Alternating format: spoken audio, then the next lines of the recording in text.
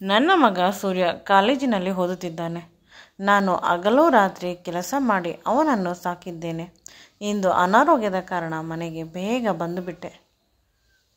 ಮುಂದೆ ತಿಳಿಯುತ್ತಿಲ್ಲ, ಏಕೆಂದರೆ ಇಂದು ತುಂಬ ಹುಷಾರಿಲ್ಲ. ಆದ್ದರಿಂದ ನನ್ನ ಗೆಳೆಯರು ನನ್ನನ್ನು ಮನೆಗೆ ಕರೆದುಕೊಂಡು ಬಂದರು. ಮನೆಯ ಒಳಗಡೆ ಕಾಲಿಟ್ಟ ತಕ್ಷಣ ಒಂದು ಹುಡುಗಿ ಜೋರಾಗಿ ಕಿರುಚುವ ಶಬ್ದ ಕೇಳಿಸುತ್ತಿತ್ತು. ನಾನು ಭಯದಿಂದ ನನ್ನ ಮಗನ ರೂಮಿಗೆ ಹೋದಾಗ ಭಯವಾಯಿತು. ನನ್ನ ಮಗು ಅಂತ ಅಂದುಕೊಂಡಿದ್ದ ಮಗ ಯಾವುದೋ ಅಪರಿಚಿತ ಹುಡುಗಿಗೆ ಬಲಾತ್ಕಾರ ಮಾಡುತ್ತಿದ್ದಾನೆ. ಅವಳ ಬಟ್ಟೆಗಳನ್ನು ಅರ್ಧಂಬರ್ಧ ತೆಗೆದಿದ್ದಾನೆ. ಅವಳು ಅಳುತ್ತಿದ್ದಾಳೆ. ಮುಂದೆ ನನ್ನ ಹೆಸರು ಶಾಂತಿ, ಅಪ್ಪ ಅಮ್ಮನ ಮುದ್ದಿನ ಮಗಳು. ನಾನು ನೋಡಲು ತುಂಬ ಸುಂದರವಾಗಿದ್ದೇನೆ. ಪ್ರತಿಯೊಬ್ಬರು ಅಮ್ಮನಿಗೆ ಹೇಳುತ್ತಿದ್ದರು, ಜಾಸ್ತಿ ಓದಿಸಬೇಡ, ಜಾಸ್ತಿ ಓದಿದರೆ ಯಾರ ಜೊತೆಯಾದರೂ ಓಡಿ ಹೊರಟು ಹೋಗುತ್ತಾಳೆ ಅಂತ. ಆಗ ನನ್ನ ಅಮ್ಮ ಮಗಳು ಮಗ ಎರಡೂ ನನ್ನ ಮಗಳೇ. ಅವಳು ಎಂದು ತಪ್ಪು ಮಾಡುವುದಿಲ್ಲ. ಅವಳು ಯಾರನ್ನಾದರೂ ಪ್ರೀತಿಸಿದರೂ ಕೂಡ ನಾನು ಮುಂದೆ ನಿಂತು ಮದುವೆ ಮಾಡುತ್ತೇನೆ ಅಂತ ಅಮ್ಮ ತುಂಬ ಧೈರ್ಯವಾಗಿ ಹೇಳುತ್ತಿದ್ದಳು. ನಾನು ಖುಷಿಪಡುತ್ತಿದ್ದೆ. ನನ್ನ ಅಮ್ಮ ಇಷ್ಟೊಂದು ಹುಷಾರಿದ್ದಾಳೆ, ನನ್ನ ಮೇಲೆ ಇಷ್ಟೊಂದು ನಂಬಿಕೆ ಇಟ್ಟಿದ್ದಾಳೆ. ಅವಳು ಹೇಳಿದ ಹಾಗೆ ಕಾಲೇಜಿನಲ್ಲಿ ಪ್ರತಿಯೊಬ್ಬರೂ ಕೂಡ ನನ್ನ ಹಿಂದೆ ಬಿದ್ದಿದ್ದರು. ತುಂಬ ಶ್ರೀಮಂತರು. ಆದರೆ ಈ ಶ್ರೀಮಂತಿಕೆ ಅನ್ನುವುದು ನನಗೆ ಅಷ್ಟೊಂದು ಇಷ್ಟವಾಗುತ್ತಿರಲಿಲ್ಲ. ಶ್ರೀಮಂತರು ಪ್ರೀತಿ ಮಾಡುವುದಿಲ್ಲ, ಅವರು ಕೇವಲ ದುಡ್ಡನ್ನು ಪ್ರೀತಿ ಮಾಡುತ್ತಾರೆ ಅಂತ ಅಂದುಕೊಂಡಿದ್ದೆ. ಎಲ್ಲರಿಗಿಂತ ಹೆಚ್ಚಿಗೆ ನನಗೆ ಇಷ್ಟವಾಗಿದ್ದು ಸಂತೋಷ್. ಪ್ರತಿದಿನ ನನಗಾಗಿ ನಾಯಿಯಂತೆ ಕಾಯುತ್ತಾನೆ. ಒಂದು ದಿನ ನಾನು ಕಾಲೇಜಿಗೆ ಹೋಗಿಲ್ಲ ಅಂದರೆ ಮನೆಯವರೆಗೂ ಬರುತ್ತಾನೆ. ಕಾಂಪೌಂಡಿನಲ್ಲಿ ನಾನು ಓಡಾಡಿದಾಗ ಸಮಾಧಾನವಾಗಿ ಮನೆಗೆ ಹೋಗುತ್ತಾನೆ. ದಿನಕ್ಕೆ ಒಮ್ಮೆಯಾದರೂ ನನ್ನನ್ನು ನೋಡಬೇಕು. ಅವನ ಪ್ರೀತಿಯ ಆಳ ಜಾಸ್ತಿ ಇತ್ತು. ಇಬ್ಬರು ತುಂಬ ಪ್ರೀತಿ ಮಾಡುತ್ತಿದ್ದೆವು. ದಿನಗಳು ಕಳೆದಂತೆ ನಮ್ಮ ವಿದ್ಯಾಭ್ಯಾಸ ಮುಗಿಯುತ್ತಾ ಬಂತು. ಇಬ್ಬರು ಕೆಲಸಕ್ಕೆ ಹೋಗಲು ಶುರು ಮಾಡಿದೆವು. ಆಗ ಇನ್ನೂ ಸ್ವತಂತ್ರ ಸಿಕ್ಕಿತು. ಮನೆಯಲ್ಲಿ ನಾನು ಹೇಳಿದ ಹಾಗೆ ಅಮ್ಮ ಕೇಳುತ್ತಿದ್ದಳು. ಅಪ್ಪನೂ ಕೂಡ.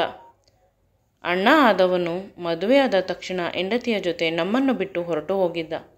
ಈಗ ಮನೆಗೆ ಇರುವುದು ನಾನೊಬ್ಬಳೇ. ನನ್ನನ್ನು ಸಂಪೂರ್ಣವಾಗಿ ನಂಬಿದ್ದರು. ಮದುವೆ ಅಂತ ಅಮ್ಮ ತುಂಬ ಬಲವಂತ ಮಾಡುತ್ತಿದ್ದಳು. ಸಂತೋಷ್ ಅಷ್ಟೊಂದು ಸ್ಥಿತಿವಂತನಾಗಿರಲಿಲ್ಲ. ಆದ್ದರಿಂದ ಮನೆಯಲ್ಲಿ ಸಂತೋಷನನ್ನು ನಾನು ಪ್ರೀತಿ ಮಾಡುತ್ತಿರುವುದರ ಬಗ್ಗೆ ಬೇಸರ ವ್ಯಕ್ತಪಡಿಸಿದ್ದರು. ಆದರೆ ಅವರ ಮಾತನ್ನು ಕೇಳುವ ಪರಿಸ್ಥಿತಿಯಲ್ಲಿ ನಾನು ಇರಲಿಲ್ಲ. ಅಪ್ಪ ಅಮ್ಮನ ವಿರೋಧದ ನಡುವೆಯೂ ಸಂತೋಷ್ನನ್ನು ಮದುವೆಯಾದೆ. ನಂತರ ಸಂತೋಷ್ ನಮ್ಮ ಮನೆಯಲ್ಲಿ ಇರುತ್ತಿದ್ದ. ಅಪ್ಪ ಅಮ್ಮ ಅವನನ್ನು ಮಗನಿಗಿಂತ ಹೆಚ್ಚಾಗಿ ನೋಡಿಕೊಂಡರು. ವರ್ಷ ತುಂಬುವುದರ ಒಳಗೆ ನಾನು ಸೂರ್ಯನಿಗೆ ಜನ್ಮ ನೀಡಿದೆ. ಮನೆಯಲ್ಲಿ ಈಗ ಯಾರಿಗೂ ಅಸಮಾಧಾನವಿಲ್ಲ. ಈಗ ಇರುವುದು ಒಂದೇ ಮಾತು, ಸೂರ್ಯನನ್ನು ಹೇಗೆ ಸಾಕುವುದು, ಅವನಿಗೆ ಇಷ್ಟವಾಗುವ ತಿಂಡಿ ಯಾವುದು, ಒಳ್ಳೆಯ ಸ್ಕೂಲ್ ಯಾವುದು, ಇಷ್ಟೇ. ನಾನು ಕೂಡ ನನ್ನ ಕೆಲಸದಲ್ಲಿ ವ್ಯಸ್ತವಿರುತ್ತಿದ್ದೆ. ಸ್ವಲ್ಪ ದಿನಗಳಲ್ಲಿ ನನ್ನ ಗಂಡ ಬೇರೆಯವರ ಜೊತೆ ಓಡಿ ಹೋಗಿ ಮದುವೆ ಆಗಿದ್ದ. ನನ್ನನ್ನು ಬಿಟ್ಟು ನನಗೆ ಮೋಸ ಮಾಡಿ. ಆಗ ಪ್ರತಿಯೊಬ್ಬರು ಹೇಳಿದ್ದು ಒಂದೇ ಮಾತು, ಸ್ವಲ್ಪ ಪ್ರಯತ್ನಿಸು, ಅವನ ಮದುವೆ ರದ್ದಾಗುತ್ತದೆ. ಮೊದಲ ಹೆಂಡತಿ ಇರಬೇಕಾದಾಗ ಅವಳಿಗೆ ವಿಚ್ಛೇದನ ನೀಡದೆ ಎರಡನೇ ಮದುವೆ ಆದರೆ ಅದು ಅಕ್ಷಮ್ಯ ಅಪರಾಧ ಅಂತ. ಆದರೆ ಮನಸ್ಸಿನಲ್ಲಿ ಪ್ರೀತಿ ಇಲ್ಲದೆ ಮೋಸ ಕಲ್ಮಶ ತುಂಬಿದ ಮನುಷ್ಯ ನನಗೆ ಬೇಡ. ಅವನು ನಿಜವಾಗಲೂ ಒಳ್ಳೆಯವನಾಗಿಲ್ಲವಾದರೆ ಅವನ ಜೊತೆ ನಾನು ಹೇಗೆ ಸಂಸಾರ ಮಾಡಲಿ? ಅಮ್ಮ ಹೇಳಿದ್ದು ನಿಜ. ಮುಖ ನೋಡಿದರೆ ಅವನು ಒಳ್ಳೆಯವನ ರೀತಿ ಕಾಣುವುದಿಲ್ಲ, ಬೇಡ ಅಂತ. ಆದರೆ ಪ್ರೀತಿಯ ರಭಸದಲ್ಲಿ ನನಗೆ ಏನೂ ಕಾಣಿಸಲಿಲ್ಲ. ಕೊನೆ ಪಕ್ಷ ಅವನಿಗೆ ಡೈವೋರ್ಸ್ ಕೊಟ್ಟು ಇನ್ನೊಂದು ಮದುವೆ ಆಗು ಅಂತ ಹೇಳಿದರು. ನನ್ನ ಮಗನನ್ನು ನಾನು ಇನ್ನೊಂದು ಮದುವೆ ಆದರೆ ಆ ಮನುಷ್ಯ ಒಪ್ಪಿಕೊಳ್ಳುವುದಿಲ್ಲ ಅನ್ನುವ ಭಯದಿಂದ ಇನ್ನೊಂದು ಮದುವೆಯ ಆಸೆಯನ್ನು ಬಿಟ್ಟುಬಿಟ್ಟೆ. ಈಗ ನನ್ನ ಮಗನೇ ನನ್ನ ಸರ್ವಸ್ವ ಅಷ್ಟೇ. ಈಗ ನನ್ನ ಮಗ ಡಿಗ್ರಿ ಕಂಪ್ಲೀಟ್ ಮಾಡಿ ಕೆಲಸಕ್ಕೆ ಹುಡುಕಾಟ ನಡೆಸಿದ್ದಾನೆ. ಅಪ್ಪ ಅಮ್ಮ ವಯೋಸಹಜ ಕಾಯಿಲೆಗಳಿಂದ ಈ ಪ್ರಪಂಚವನ್ನು ಬಿಟ್ಟು ಹೊರಟು ಹೋದರು. ಈಗ ನನಗೆ ಮಗ, ಮಗನಿಗೆ ನಾನು. ಸ್ವಂತ ಮನೆ ಇದೆ, ಬಾಡಿಗೆ ಮನೆ ಕೂಡ 2-3 ಇದೆ. ನಾನು ಕೂಡ ಗೌರ್ಮೆಂಟ್ ಕೆಲಸದಲ್ಲಿ ಇದ್ದೇನೆ. ಬದುಕಲು ಯಾವುದೇ ರೀತಿಯ ಹಣದ ಸಮಸ್ಯೆ ಇಲ್ಲ. ಆದರೆ ಮನೆಯಲ್ಲಿ ಒಂದು ನೆಮ್ಮದಿ ಇಲ್ಲ. ನಾನು ನನ್ನ ಮಗನಿಗೆ ಸಮಯ ಕೊಡಲು ಸಾಧ್ಯವಾಗುತ್ತಿಲ್ಲ. ದಿನದಿಂದ ದಿನಕ್ಕೆ ಅವನು ನನ್ನಿಂದ ದೂರವಾಗುತ್ತಿದ್ದಾನೆ. ಯಾವಾಗಲೂ ಪ್ರೀತಿಯಿಂದ ಇರುತ್ತಿದ್ದ ನನ್ನ ಮಗ ಇಂದು ನನ್ನಿಂದ ದೂರ ಹೋಗುತ್ತಾನೆ. ಅಗತ್ಯಕ್ಕೆ ತಕ್ಕಂತೆ ಮಾತ್ರ ಮಾತನಾಡುತ್ತಾನೆ. ನನಗೆ ತುಂಬ ಬೇಸರವಾಗುತ್ತಿತ್ತು. ನನ್ನ ಮಗ ಹೇಗೆ ಈ ರೀತಿ ಆದ ಅಂತ. ಜೀವನ ನಡೆದುಕೊಂಡು ಸಾಗುತ್ತಿತ್ತು. ಇಷ್ಟವಿರಲಿ, ಇಷ್ಟವಿಲ್ಲದೇ ಇರಲಿ, ಅದು ಸಾಗುತ್ತದೆ ಅಲ್ಲವೇ? ಈಗಲೂ ಕೂಡ ನನಗೆ ಒಂಟಿತನ ಕಾಡುತ್ತದೆ. ನನ್ನ ಗಂಡ ಮತ್ತು ಅವನ ಎರಡನೇ ಹೆಂಡತಿ ಪಕ್ಕದ ಬೀದಿಗೆ 2 ತಿಂಗಳ ಹಿಂದೆ ಬಂದರು. ಮೊದಲು ಬಾಂಬೆಯಲ್ಲಿ ಇದ್ದವರು. ಈಗ ಅವರ ಎಲ್ಲ ವಿಷಯಗಳು ಬೇಡ ಎಂದರೂ ಕೂಡ ನನ್ನ ಕಿವಿಗೆ ಬೀಳುತ್ತದೆ. 2 ದಿನದ ಹಿಂದೆ ಅವರುಗಳು ಮದುವೆಯ ವಾರ್ಷಿಕೋತ್ಸವವನ್ನು ತುಂಬ ಗ್ರ್ಯಾಂಡಾಗಿ ಮಾಡಿಕೊಂಡರಂತೆ. ನನ್ನ ಮನಸ್ಸು ಕಲಕುತ್ತದೆ. ಚೆನ್ನಾಗಿ ಓದಿಕೊಂಡು ನನ್ನ ಪಾಡಿಗೆ ಇದ್ದ ಹುಡುಗಿಯನ್ನು ಬಿಡದೆ ಪ್ರೀತಿಸಿದ ಹುಡುಗ ಈಗ ನೋಡಿದರೆ ನನ್ನನ್ನು ಏನೋ ಮಾಡಿಟ್ಟಿದ್ದಾನೆ. ಅನ್ಯಾಯ ಮಾಡಿದ. ಮದುವೆಯಾದ 2 ವರ್ಷಕ್ಕೆ ನನಗೆ ಮೋಸ ಮಾಡಿ ಇನ್ನೊಂದು ಹುಡುಗಿ ಹಿಂದೆ ಹೋದ. ಕೇವಲ ಹಣಕ್ಕಾಗಿ. ಹುಡುಗಿ ಅಪ್ಪ ಅಮ್ಮ ತುಂಬ ಶ್ರೀಮಂತರಂತೆ. ಅವಳು ನೋಡಲು ಮನೆ ಕೆಲಸದವರಿಗಿಂತ ತುಂಬ ಕಡೆಯಾಗಿ ಇದ್ದಾಳೆ ಅಂತ ಪ್ರತಿಯೊಬ್ಬರು ಹೇಳುತ್ತಾರೆ. ನಿನ್ನಂಥ ಸುಂದರವತಿಯನ್ನು ಬಿಟ್ಟ ಅವನೆಂಥ ಮೂರ್ಖ ಅಂತ ಪ್ರತಿಯೊಬ್ಬರು ಹೇಳುವರು.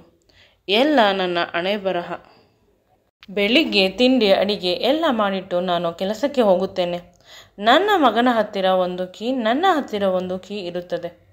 ಅವನಿಗೆ ಇಷ್ಟ ಬಂದಾಗ ಅವನು, ನನಗೆ ಇಷ್ಟ ಬಂದಾಗ ನಾನು ಮನೆಗೆ ಬರುತ್ತೇವೆ.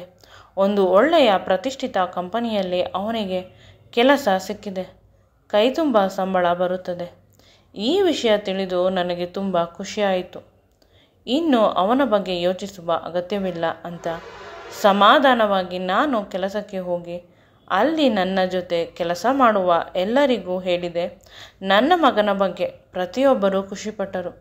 ಕೆಲವರು, ಬೇಗ ಮದುವೆ ಮಾಡಿಬಿಡಿ ಮೇಡಮ್, ಕೈ ತುಂಬ ಸಂಬಳ ಬರುತ್ತದೆ, ನಿಮಗೂ ಏನು ಕಡಿಮೆ ಅಂದರೆ. ಇನ್ನು ಕೆಲವರು, ಬೇಡ ಮೇಡಮ್, ಸ್ವಲ್ಪ ದಿನ ಆರಾಮವಾಗಿ ಇರಲಿ.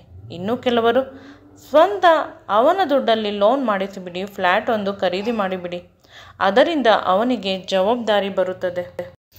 ಸಮಾಧಾನ ತುಂಬಿದ ಮನಸ್ಸಿನಿಂದ ನಾನು ಕೆಲಸ ಮಾಡಿದೆ. ಇಂದು ನೈಟ್ ಶಿಫ್ಟ್ ಕೂಡ ಇತ್ತು. ಕೆಲಸದವರ ಅವಶ್ಯಕತೆ ಇದ್ದಾಗ ರಾತ್ರಿ ಕೂಡ ಡ್ಯೂಟಿ ಮಾಡಬೇಕು. ಅಲ್ಲಲ್ಲಿ ಸ್ವಲ್ಪ ಹೋಗಿ ರೆಸ್ಟ್ ತೆಗೆದುಕೊಳ್ಳಬಹುದು. ಇಂದು ಕೂಡ ಅದೇ ರೀತಿ ಆಯಿತು. ಮಗನಿಗೆ ಇಂದು ಮನೆಗೆ ಬರುವುದಿಲ್ಲ ಅಂತ ಹೇಳಿದೆ. ಅವನು ಆಯಿತು ಅಂದ ಫೋನ್ ಕಟ್ ಮಾಡಿದ. ಆದರೆ ಮಧ್ಯಾಹ್ನದ 12 ಗಂಟೆಗೆ ಒಂದು ವಿಚಿತ್ರವಾದ ಸಂಕಟ ಶುರುವಾಯಿತು. ಇದ್ದಕ್ಕಿದ್ದಂತೆ ತಲೆ ಸುತ್ತು ಬಂದು ಬಿದ್ದು ಬಿಟ್ಟೆ. ಅಲ್ಲಿದ್ದವರೆಲ್ಲ ನನಗೆ ಟ್ರೀಟ್ಮೆಂಟ್ ಕೊಟ್ಟು ಸ್ವಲ್ಪ ಹುಷಾರಾದ ಮೇಲೆ ರೆಸ್ಟ್ ಮಾಡಲಿ ಅಂತ ಮನೆಗೆ ಕರೆದುಕೊಂಡು ಬಿಟ್ಟು ಹೋದರು. ನಾನು ಮನೆಯ ಒಳಗಡೆ ಹೋದೆ. ನನ್ನ ಹತ್ತಿರ ಒಂದು ಕೀ ಇತ್ತು. ಅದರ ಸಹಾಯದಿಂದ ಅಷ್ಟರಲ್ಲಿ ನನ್ನ ಮಗನ ರೂಮಿನಿಂದ ಒಂದು ಹುಡುಗಿಯ ಧ್ವನಿ ಕೇಳಿಸಿತು. ಅವಳು ಜೋರಾಗಿ ಕಿರುಚುತ್ತಿದ್ದಳು, ಅಸಹಾಯಕಳಾಗಿ. ನನಗೆ ಅಯ್ಯೋ ಅಂತ ಅನಿಸಿತು. ನನ್ನ ಹತ್ತಿರ ಆ ರೂಮಿನ ಕೀ ಇತ್ತು. ನಾನು ತಡ ಮಾಡದೆ ರೂಮಿನ ಬಾಗಿಲನ್ನು ತೆಗೆದಾಗ ಬೆಚ್ಚಿಬಿದ್ದೆ. ನನ್ನ ಮಗ ಯಾವುದೋ ಒಂದು ಹುಡುಗಿಯನ್ನು ಬಲಾತ್ಕಾರ ಮಾಡುತ್ತಿದ್ದಾನೆ. ಅವಳ ಬಟ್ಟೆಗಳು ಹರಿದಿವೆ, ಕೂದಲು ಚಿತ್ರವಾಗಿದೆ. ಸಹಾಯಕವಾಗಿ ನಾನು ಎತ್ತ ಮಗ ಈ ರೀತಿ ಆಗಲು ಹೇಗೆ ಸಾಧ್ಯ? ದುಃಖವಾಯಿತು. ಆದರೂ ಕೂಡ ದುಃಖಿಸುವಷ್ಟು ಸಮಯವಿಲ್ಲ. ಅವನ ಹತ್ತಿರ ಹೋಗಿ ಅವಳನ್ನು ಗಟ್ಟಿಯಾಗಿ ತಬ್ಬಿಕೊಂಡೆ. ಅವಳು ಅಳಲು ಶುರು ಮಾಡಿದಳು. ಬಟ್ಟೆಗಳು ಹರಿದು ಹೋಗಿತ್ತು. ನನ್ನ ಮಗನ ಕಡೆ ನೋಡಿದರೆ ಅವನು ಇನ್ನೂ ಕೋಪದಲ್ಲಿ ಇದ್ದಾನೆ. ಅವನ ಕೆನ್ನೆಗೆ 2 ಬಾರಿಸಿದೆ. ನಂತರ ಅವನು ಮಾಡಿದ್ದೇ ಸರಿ ಅಂತ ಹೇಳುತ್ತಾನೆ. ನನಗೆ ಅರ್ಥವಾಗುತ್ತಿರಲಿಲ್ಲ. ಆಗ ಆ ಹುಡುಗಿ ಹೇಳುತ್ತಾಳೆ, ಅತ್ತೆ, ನಾನು ನಿಮ್ಮ ಅಣ್ಣನ ಮಗಳು. ನಾವಿಬ್ಬರು ಕಾಲೇಜಿನಲ್ಲಿ ಪ್ರೀತಿಸುತ್ತಿದ್ದೇವೆ. ಅಪ್ಪನಿಗೆ ಈ ವಿಷಯ ಗೊತ್ತಾಗಿ ನೀನೇನಾದರೂ ಅವನನ್ನು ಮದುವೆ ಆದರೆ ಅವನನ್ನು ಸಾಯಿಸಿ ಬಿಡುತ್ತೇವೆ ಅಂತ ಹೇಳಿದ್ದಾರೆ. ಅದಕ್ಕಾಗಿ ನಾನು ಬ್ರೇಕಪ್ ಹೇಳಲು ಬಂದೆ. ಆದರೆ ಸೂರ್ಯ ಅದನ್ನೆಲ್ಲವನ್ನು ಸಹಿಸಿಕೊಳ್ಳುವಷ್ಟು ಶಕ್ತಿ ಇಲ್ಲ. ನನ್ನನ್ನು ತುಂಬ ಪ್ರೀತಿಸುತ್ತಾನೆ. ಅವನಿಗೆ ನಾನೇ ಪ್ರಪಂಚ, ಸರ್ವಸ್ವ. ನನಗೂ ಕೂಡ. ಇನ್ನೆಂದು ನಾವಿಬ್ಬರು ಸೇರುವುದಿಲ್ಲ ಅಂತ ತಿಳಿದು ಅವನು ಕೋಪದಲ್ಲಿ ನನ್ನ ಜೊತೆ ವಿಚಿತ್ರವಾಗಿ ವರ್ತಿಸುತ್ತಿದ್ದ. ನಾವಿಬ್ಬರು ಸೇರಿ, ನೀನು ಪ್ರೆಗ್ನೆಂಟ್ ಆದರೆ ನಿನ್ನನ್ನು ಅಪ್ಪ ಅಮ್ಮ ಒಪ್ಪಿಕೊಳ್ಳುತ್ತಾರೆ ಅಲ್ಲವೇ? ಮದುವೆಗೆ ಅಂತ. ಆದರೆ ನನಗೆ ನನ್ನ ಅಪ್ಪ ಅಮ್ಮನ ಬಗ್ಗೆ ಗೊತ್ತು. ಅಪ್ಪನಿಗೆ ಏನೂ ಗೊತ್ತಾಗುವುದಿಲ್ಲ, ಅಮಾಯಕ. ಅಮ್ಮ ಹೇಗೆ ಹೇಳುತ್ತಾಳೆ ಹಾಗೆ. ಅಮ್ಮ ಸರಿಯಿಲ್ಲ, ಯಾವಾಗಲೂ ದುಡ್ಡು ದುಡ್ಡು ಅನ್ನುತ್ತಾಳೆ. ಅಕಸ್ಮಾತ್ ನಾನು ಸೂರ್ಯನ ಜೊತೆ ಮದುವೆಯಾದರೂ ನೆಮ್ಮದಿಯಾಗಿ ಬಾಳಲು ಅವರೆಲ್ಲ ಬಿಡುವುದಿಲ್ಲ. ನೀವು ಮನೆಯಲ್ಲಿ ಇಲ್ಲದೇ ಇದ್ದಾಗ ತುಂಬ ಸಲ ನಾನು ಮತ್ತು ಸೂರ್ಯ ಸೇರಿದ್ದೇವೆ. ಮದುವೆ ಆಗದ ಗಂಡ ಹೆಂಡತಿಯ ರೀತಿ ಇದ್ದೆವು. ಸಡನ್ನಾಗಿ ನಾನು ಅವನನ್ನು ಬಿಟ್ಟು ಹೋಗುತ್ತೇನೆ ಎಂದರೆ ಅವನಿಗೆ ದುಃಖವಾಯಿತು.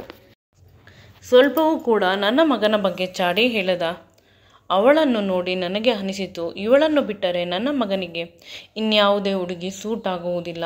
ನಾನು ಹೇಳಿದೆ, ನೆಮ್ಮದಿಯಾಗಿ ಇಬ್ಬರು ನಿದ್ರೆ ಮಾಡಿ, ಬೆಳಿಗ್ಗೆ ಇಲ್ಲೇ ಪಕ್ಕದಲ್ಲಿ ಇರುವ ರಾಮನಾಥನ ದೇವಸ್ಥಾನದಲ್ಲಿ ಮದುವೆ ಮಾಡಿಸುತ್ತೇನೆ. ಧೈರ್ಯದಿಂದ ಇರಿ.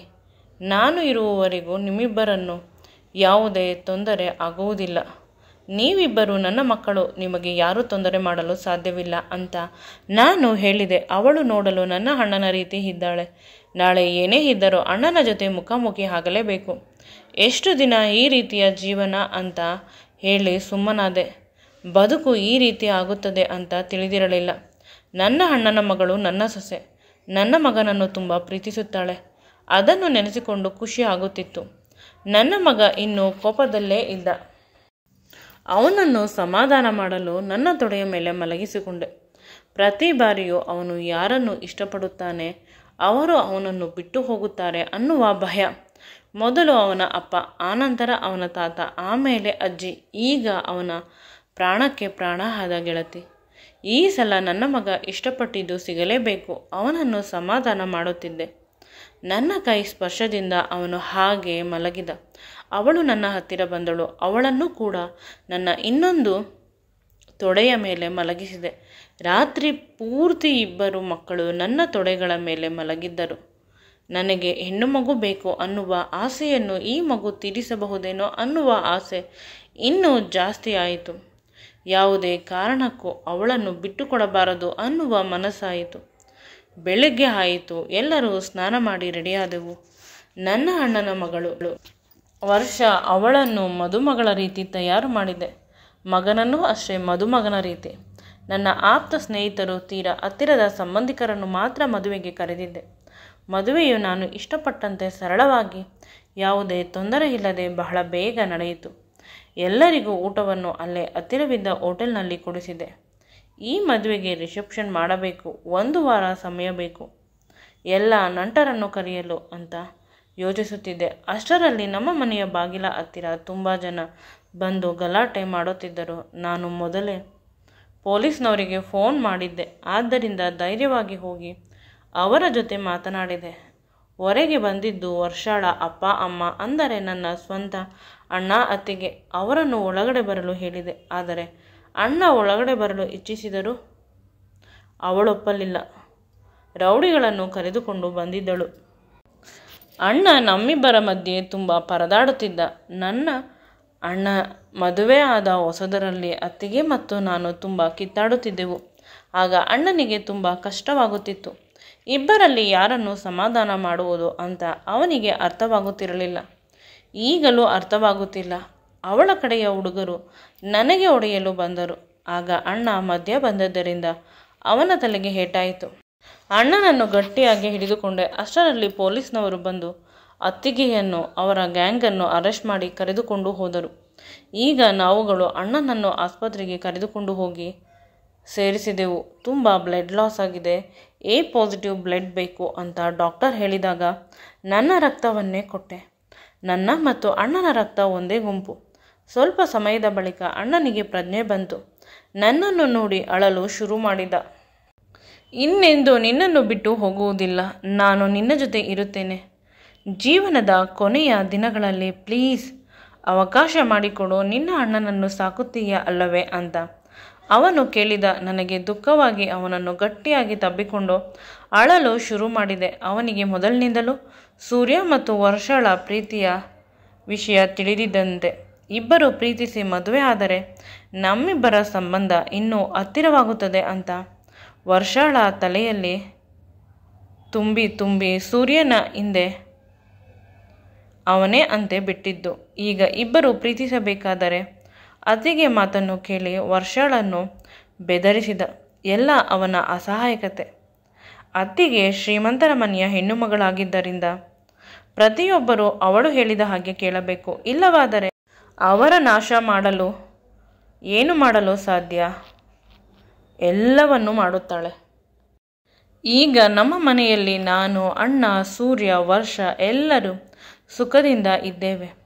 ವರ್ಷ ನನಗೆ ಈಗ ಮಗಳಲ್ಲ, ಸೊಸೆ. ಅವಳು ಕೆಲಸಕ್ಕೆ ಹೋಗುತ್ತಿದ್ದಳು. ಆದರೆ ಇತ್ತೀಚೆಗೆ ನನ್ನ ಮಗನ ಮಗುವಿಗೆ ಪ್ರೆಗ್ನೆಂಟ್ ಆಗಿದ್ದಾಳೆ. ಅದಕ್ಕಾಗಿ ಕೆಲಸಕ್ಕೆ ಹೋಗುತ್ತಿಲ್ಲ. ಅಣ್ಣ ಅವಳನ್ನು ಮನೆಯಲ್ಲಿ ನೋಡಿಕೊಳ್ಳುತ್ತಾನೆ. ನಾನು ಕೂಡ ಕೆಲಸದಿಂದ ಬೇಗ ಬೇಗ ಬಂದು ಬಿಡುವೆ ಅವಳ ಆರೈಕೆ ಮಾಡಲು. ಮಗನೂ ಕೂಡ ಒಂದು ಪ್ರತಿಷ್ಠಿತ ಕಂಪನಿಯಲ್ಲಿ ಒಂದು ಒಳ್ಳೆಯ ಕೆಲಸದಲ್ಲಿ ಇದ್ದಾನೆ. ಮೊದಲಿನಿಂದಲೂ ಅವನಿಗೆ ಒಂಟಿತನ ಕಾಡುತ್ತಿತ್ತು. ಈಗ ನಾವೆಲ್ಲರೂ ಸೇರಿ ಅವನ ಒಂಟಿತನವನ್ನು ದೂರ ಮಾಡುತ್ತಿದ್ದೇವೆ. ಖುಷಿಯ ವಿಷಯವೆಂದರೆ ವರ್ಷಳಿಗೆ ಅವಳಿ ಜವಳಿ ಮಕ್ಕಳಾಯಿತು.